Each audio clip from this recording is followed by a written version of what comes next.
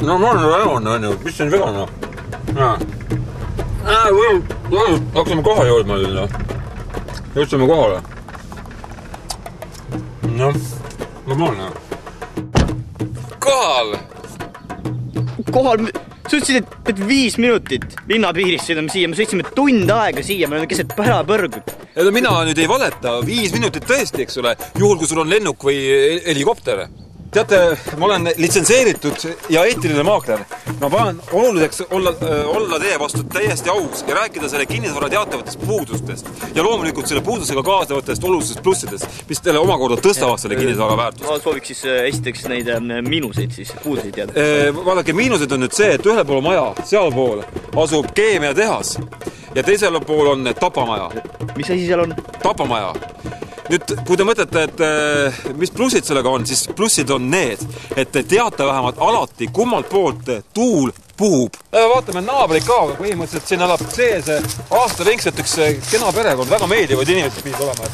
Ma olen ise nendega ka mitu korda rääkinud. Sa tead, sul on põhimõtteliselt naabri valve on kogu aeg peal. See on väga oluline. Mis asja te räägite siin? Ei ole mitte kedagi. Kuidas ei ole? Minu peaks olema. No kui ei ole, siis on võib-olla nad, ma arvan, ma ei tea, äkki suveks ära läinud või... Mina ka inimeste käikusid ei tea ju, eks ole, jumal lõikuna. Siin peaks olema sees, noh. Ma arvan, noh.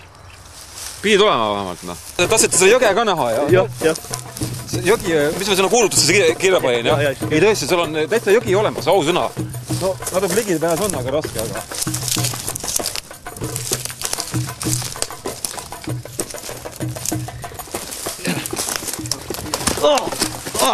Hopp jäädus.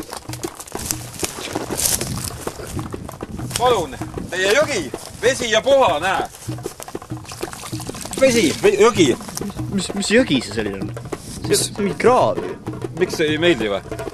Kuule, see ei ole jõgi. No kuulutus oli jõgi, no põhimõtteliselt peaaegu jõgi. Te saate ju selle alati laiemaks kaevata, kui te tahate. Teid huvitab põhimõtteliselt siis see, et kus selle krundi piir on, jah? Jah, seda ma ei oska teile sentimeetri täpsusega praegu öelda. Aga teate, ma tean, kuidas me saame selle teada. Ja peame lihtsalt ära passima selle hetke, kui naaber hakkab muru niitma. Siis te saate selle täpselt teada.